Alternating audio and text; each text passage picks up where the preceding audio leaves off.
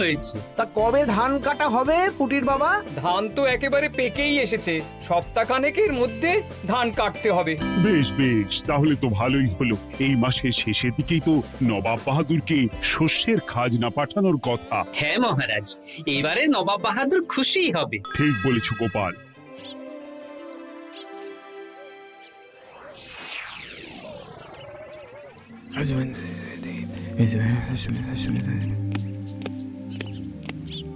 প্রণাম খাম্বাজরাজ। ওই তো কৃষ্ণনগরের মন্ত্রী চলে এসেছে।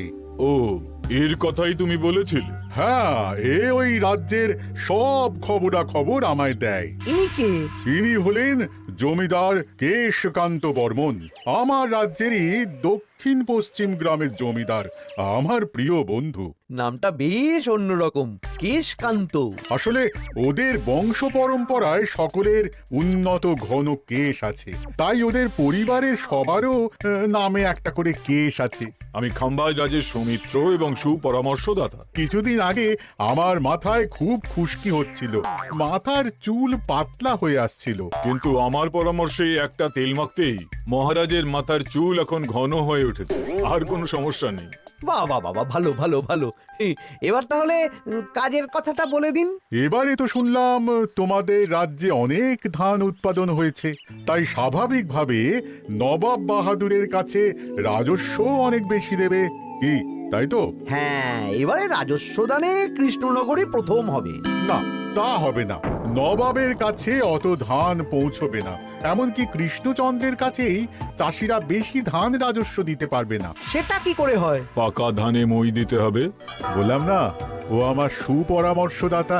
হ্যাঁ, আমার মন্ত্রীকে বাণিজ্যের কাজে বাইরে পাঠিয়েছি কিছুদিন, তাই কেশকান্ত মাঝে মধ্যেই আমার কাছে আসে, গল্প গুজব করে আর সুপরামর্শ দেয়। কিন্তু আমি কি করব? তুমি রাতের অন্ধকারে চাষিদের ধান জমিতে পাকা ধানে মই দিয়ে দাও, এমন ভাবে কাজটা করবে যাতে কাকপক্ষীতেও টের না পায়। আর তাতে আমার লাভ? প্রত্যেক বছর নবাব রাজস্ব দানে বিজয়ীকে 3000 মোহর দেয়, আমি তোমাকে তার থেকে 1000 মোহর উপহার দেব। 1000 মোহর? হ্যাঁ হ্যাঁ, যাও যাও যাও, কাজটা শুরু করে দাও। আচ্ছা।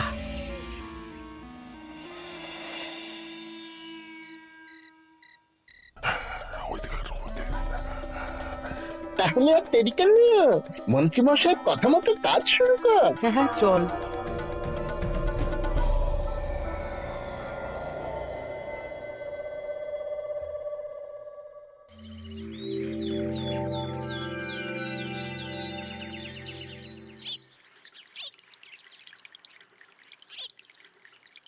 এবারে তো চাষাবাদ বেশ ভালোই হয়েছে। আশা করি নবাব বাহাদুরের কাছ থেকে এবারে আমরাই পুরস্কার পাবো। হ্যাঁ মহারাজ, সারা বাংলায় কৃষ্ণনগরের মতো উৎপাদন এই বছরে কোথাও হয়নি।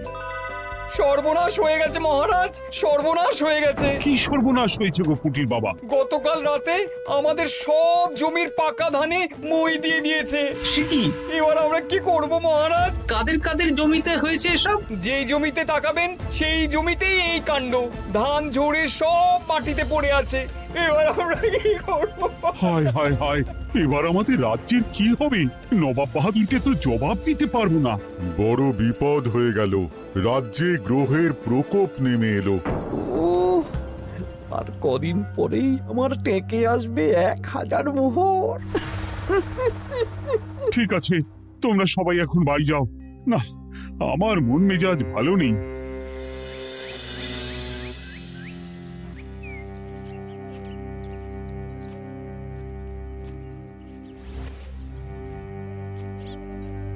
ওগো, তুমি শুনেছো কি হয়েছে? পুঁটির মা হাউ হাউ করে কাঁদছিল গো। হ্যাঁ গিন্নি, পুঁটির বাবা কয়েকজন চাষি ভাইদের নিয়ে রাজসভায় এসেছিল। শুনলাম রাতারাতি কে বা কারা চাষ জমিতে পাকা ধানে মই দিয়েছে। কত বড় সর্বনাশ হয়ে গেল বলো, কি হবে গো?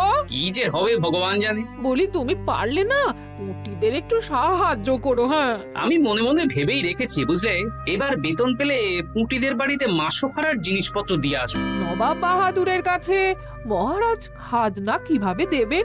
সেটাই তো বুঝতে পারছি না। আপনি এত চিন্তা করবেন না, রাজবাড়ির ভাড়ার থেকে আপাতত কিছু বস্তা ধান পাঠানোর ব্যবস্থা করুন। তারপর নবাব বাহাদুরের কাছে গিয়ে বলবেন, আস্তে আস্তে সব দিয়ে দেবেন মহারাজ। তাই করতে হবে, তাছাড়া তো আর অন্য কোনো উপায় দেখতে পাচ্ছি না। কিন্তু এবারে আর আমাদের মান রক্ষা হবে না। দেখি 2-1 দিনের মধ্যেই যতটা সম্ভব ভাড়া থেকে ধান পাঠানোর ব্যবস্থা করব।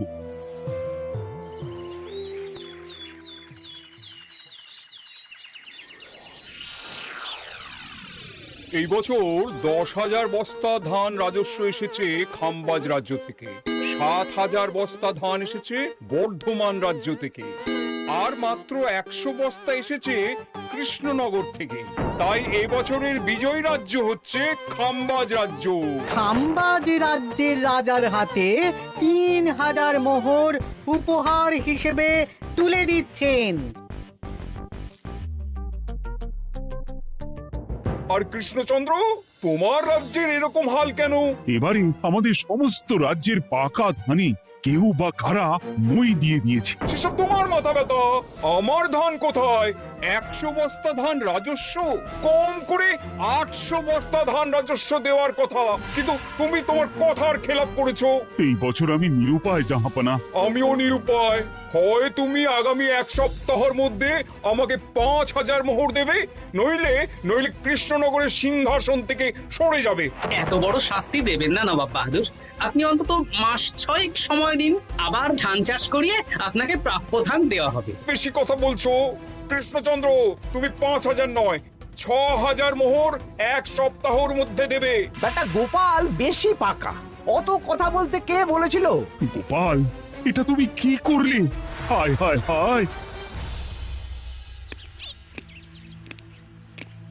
সর্বনাশের সময় যখন ঘনিয়ে আসে, তখন বিপদের ওপর বিপদ এভাবেই আসে। আমার পাওনা। আরে এখন না, তোমাকে পাঠিয়ে দেব। ওই দেখুন, খাম্বাজ রাজের সাথে কথা বলছে। এখন বেশি কথা বললে কৃষ্ণচন্দ্র আর গোপাল সন্দেহ করবে। চলুন তো দেখি ওখানে গিয়ে কি কথা বলছে। কি কথা বলছো মন্ত্রী? মন্ত্রী আমায় বিজয় অভিনন্দন জানাচ্ছিল। বিজয় অভিনন্দন তো উপহার পাওয়ার সময় জানাতে পারতেন মন্ত্রী মশাই। যাই হোক, আপনাকে তো ঠিক চিনতে পারছি না। আমার নাম কেশকান্ত, আমি খাম্বাজ রাজ্যের দক্ষিণ পশ্চিম গ্রামের জমিদার। কেশকান্ত আমার বিশেষ বন্ধু। আপনার কেশ নিয়ে বেশ ভাব দেখছি। হ্যাঁ, ওই কদিন আগে তো খাম্বাজ রাজের মাথার চুল পাতলা হয়ে আসছিল, খুশকি হচ্ছিল আর কি। তো ওনার পরামর্শে একটা তেল মেখেই তো খাম্বাজ রাজের আবার ঘন কালো চুল ফিরে এসেছে। কেশকান্ত জমিদার হতে পারে, কিন্তু ওর অর্থনৈতিক অবস্থা তাবর রাজাদের থেকে অনেক ভালো। কয়েক হাজার বিঘা জমির মালিকও, তার সাথে চুলের তেলের ব্যবসা করেও হাজার হাজার মোহর রোজগার করে। এই, এখন চুল নিয়ে চুলোচুলি না করে চলো কৃষ্ণনগরে ফিরি। এমনিতেই মন মেজাজ খারাপ, 1 সপ্তাহের মধ্যে আবার 6,000 মোহর জোগাড় করতে হবে। হ্যাঁ, চলুন চলুন।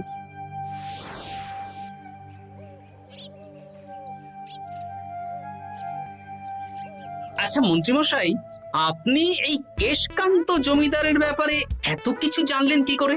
ওনার সাথে তো আমাদের আজই প্রথম দেখা। হাওয়ায় কত খবরই ভেসে আসে, সেরকম আমার কানেও এসেছিল। এসব বাদ দাও। গোপাল, মন্ত্রী, দুজনেই ভাবনা চিন্তা করো কিভাবে 6,000 মোহর জোগাড় হবে। পাকা ধানে মই পড়লো, এখন আবার এত বড় বোঝা। আমার কাছেও মহারাজ বেশি অর্থ নেই, সব মিলিয়ে মিশিয়ে ওই 150 থেকে 200 মোহর মতো আছে বাড়িতে। যদি বেশি থাকতো আমি আপনাকে নিশ্চয়ই সাহায্য করতাম মহারাজ। তাও করতেন কিনা সন্দেহ। তুমি চুপ করো। মন্ত্রীমশাই ওই লোকটাকে জানলো কি করে? এই লোকটাকে তো আগে দেখারই কথা না। না, ব্যাপারটা নিয়ে ভাবতে হবে। চলুন চলুন।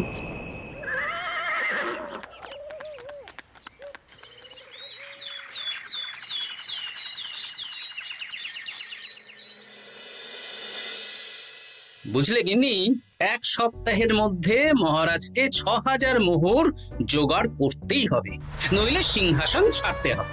এখন কিন্তু আমাদের উচিত মহারাজের পাশে দাঁড়ানো। কিছু ভেবেছো কি? আপাতত আমার বিয়েতে পাওয়া আংটি বন্ধক রাখবো, আর তুমি যদি... হ্যাঁ, আমার যে দুটো গয়নাগাটি আছে ওগুলো বন্ধক রাখো, পরে আস্তে আস্তে ছাড়িয়ে নেবক্ষণ।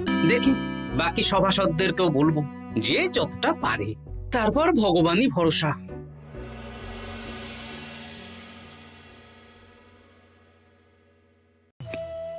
আপনি এত চিন্তা করবেন না মহারাজ। চিন্তা না করে কি আর কোনো উপায় আছে? সিন্ধুকে যা আছে তা দিয়ে 3000 মোহর হয়ে যাবে, কিন্তু তারপর আর কি করব? এবার কি নিরুপায় হয়ে জায়গা জমি বিক্রি করতে হবে? কিছু একটা করতেই হবে। আপনি গোপালকে একবার বলে দেখুন, প্রত্যেকবার যখনই বিপদে পড়েছেন তখন গোপালই আপনাকে বাঁচিয়েছে। দেখি আগামীকাল রাজসভা শুরু হওয়ার আগে গোপালের সাথে ব্যাপারটা নিয়ে আলোচনা করব।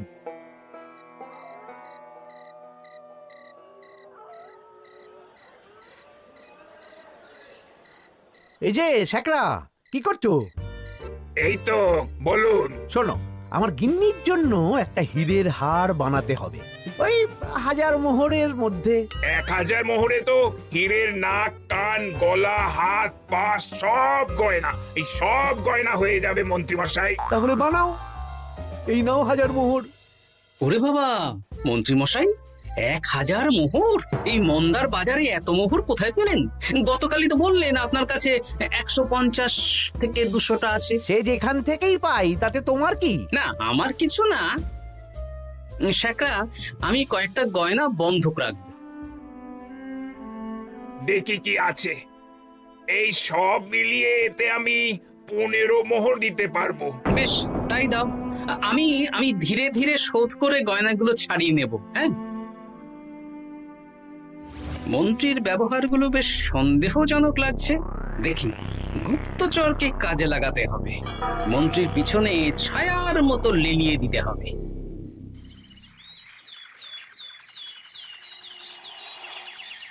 মহারাজ, আমি চেষ্টা করছি আপনার এই মোহর কিভাবে জোগাড় করা যায়, আপ্রাণ চেষ্টা করছি। দেখো, বা আমি 3000 মোহর পারবো, কিন্তু তার বেশি হলে জায়গা জমি বেচতে হবে, হাতে যে বেশি দিন সময়ও নেই।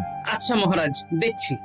তবে মন্ত্রীমশাই চাইলেই আপনাকে 1000 মোহর দিয়ে সাহায্য করতে পারতেন, কিন্তু উনি তা না দিয়ে ওনার গিন্নির গয়না বানাচ্ছেন, হীরের গয়না।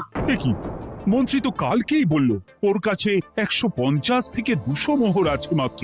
1000 মোহর কোথা থেকে পেল? সে উনিই জানেন। তবে তার খবর খুব তাড়াতাড়ি আশা করি পেয়ে যাব মহারাজ।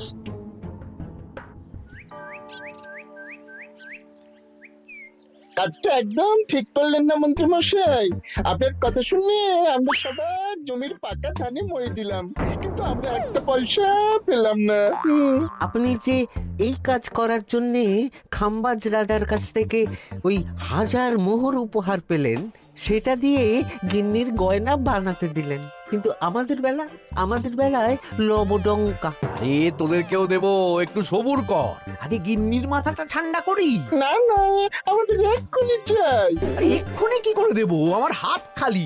আচ্ছা আচ্ছা, ঠিক আছে, এই নে 2 মোহর ধর, 2 ভাই ভাগ করে নি, পরে আরো দেবো। এটা কিন্তু ঠিক না। এসব আলোচনা খোলামেলা জায়গায় করা উচিত না। উফ, পরে তোদের সাথে কথা বলবো, এখন যেতে দে, বাজার করব, তারপর আবার রাজসভা আছে।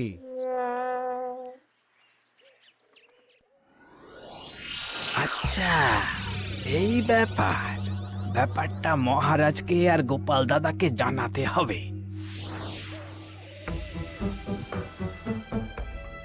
গোপাল দাদা, মহারাজ আসল খবর পেয়ে গেছি। কি খবর? আমি একটু আগে শুনলাম। কাজটা একদম ঠিক করলেন না মন্ত্রী মশাই। আপনার কথা শুনে আমরা সবার জমির পাকা ধানে মই দিলাম, কিন্তু আমরা একটা পয়সা পেলাম না।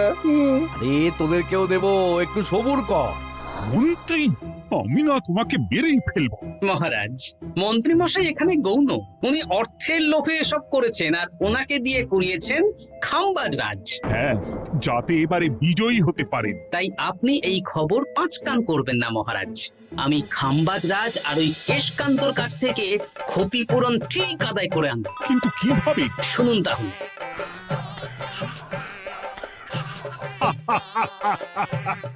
দারুণ বুদ্ধি। তাহলে এখন আসি মহারাজ, কাউকে কিচ্ছু বলার দরকার নেই।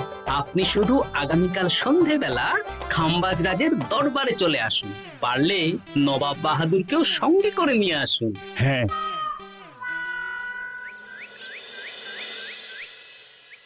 প্রণাম খাম্বাজ রাজ। কে আপনি? আমি হতাশ রঞ্জন, পশ্চিমে থাকি। কি চাই বলুন? কিছু চাই না, তবে একটা কথা শুনলাম তাই বলতে এলাম। কি কথা?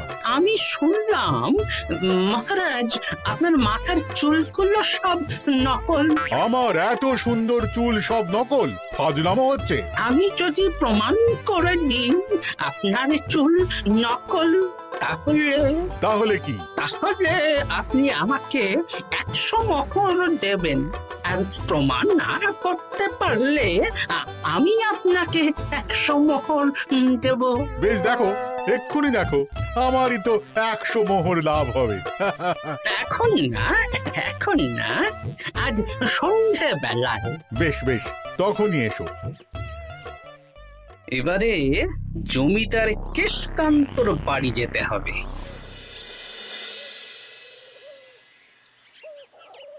জমিদার মশাই বাড়ি আছেন? কে মশাই আপনি? না, আমি হতাশ রঞ্জন, পশ্চিমে থাকি। আমি বিশাল ক্ষমতাশালী লোক। কিসের ক্ষমতা? আমি রাজরাজাদের মারধর করি, চুল ধরে টানি, শাস্তি দিই। এসব কি উল্টোপাল্টা বলছেন? খাম্বাজ রাজ আপনার বন্ধু না? হ্যাঁ, প্রিয় বন্ধু। ওনাকেও আমি আপনার সামনে চুল ধরে টানবো, কিন্তু উনি কিচ্ছু করতে পারবেন না। উনি আপনাকে শুলে চড়াবেন। কিছুই করতে পারবেন না, বললাম না আমি বিশাল ক্ষমতাশালী লোক। বিশ্বাস হচ্ছে না তো? তাহলে বাজি ধরুন, 10,000 মোহরের বাজি। 10,000 মোহরের বাজি? হ্যাঁ, আজ আমি খাম্বাজ রাজের রাজবাড়ি যাব, আর আমার শক্তি প্রদর্শন করব। ওনার চুল ধরে টানা হেঁচড়া করব, ওনাকে আহত করব, কিন্তু উনি আমাকে কিছুই করতে পারবেন না। বেশ রাজি, বাজি 10,100 মোহর দিতে পারবেন তো? হ্যাঁ, আমি বাজি হারলে আপনাকে দেব 10,100 মোহর। দরকার হলে ওই কাগজে কলমে লিখিত পরিত করে নিন। বেশ, তাহলে তাই হোক। কিন্তু হ্যাঁ, একটা কথা, আমি শক্তি প্রদর্শন করার আগে থেকে প্রক্রিয়া চলাকালীন সময় পর্যন্ত আপনি খাম্বাজ রাজের সাথে কোনো কথা বলতে পারবেন না। বেশ বেশ।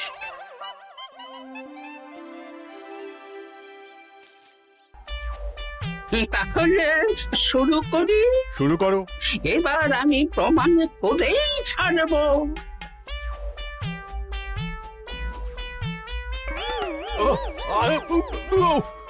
লাগছে লাগছে, বাবারে, লাগছে এই সেরেছে। লাগছে এ তো সত্যি সত্যি চুল ধরে টানছে। লাগছে লাগছে, বাবারে, বাবা। ওরে বাবা রে বাবা, কি শক্ত! এ কি, খাম্বাজরাজ কিছুই তো বলছেন না। তাহলে কি আমি হেরে গেলাম? না না খাম্বাজ রাজ, আমার ধারণা ভুল, যা শুনেছি তাও ভুল। এবার বিশ্বাস হলো তো? দাও দাও, এবারে 100 মোহর দাও। দিন কেশকান্ত মশাই, আমাকে 10,100 মোহর দিন। এ কি, ও তোমাকে 10,100 মোহর কেন দেবে? ওনার সাথেও তো বাজি ধরেছিলাম। কি বাজি? আপনার এখান থেকে বেরিয়ে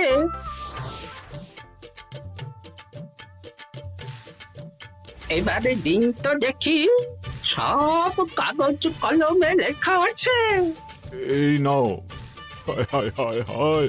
সাবাস গোপাল, সাবাস, তুমি আমার মুখ রক্ষা করেছো। গোপাল, কৃষ্ণচন্দ্র, নবাব বাহাদুর, আপনারা? হ্যাঁ, আমি গোপাল। এটা ছাড়া আর কোনো উপায় ছিল না খাম্বাজ রাজ। আপনি আমাদের মন্ত্রীর মাথা খেয়ে যে জঘন্য কাজটা করিয়েছেন, সেটা তো আর প্রমাণ করতে পারতাম না। তাই ছলে বলে কৌশলে আপনার প্রিয় বন্ধুর কাছ থেকে আদায় করে নিলাম। হ্যাঁ নয়, হ্যাঁ।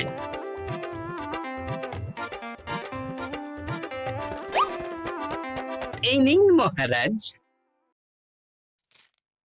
এতে কত মোহর আছে? 10,100 মোহর। এর থেকে 100 খাম্বাজ রাজকে দিন, 6,000 নবাব বাহাদুরকে, আর বাকিটা আপনার কাছে রাখুন। এত ধান নষ্ট হলো। কৃষ্ণচন্দ্র আমাকে সবটা বলেছে, আর ওর মন্ত্রীকেও নিয়ে এসেছি। ধোলাই খেয়েই সব বলে দিয়েছে। এই কে আছো? কৃষ্ণনগরে মন্ত্রীকে নিয়ে এসো।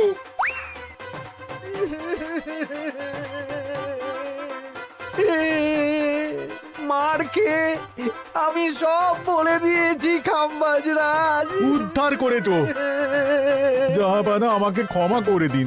এর কোনো ক্ষমা নেই। তোমাকে আমি কারাগারে বন্দি করব। হায় হায় হায়, সামান্য টাকার লোভ করতে গিয়ে পুরো মাঠে মারা গেলাম।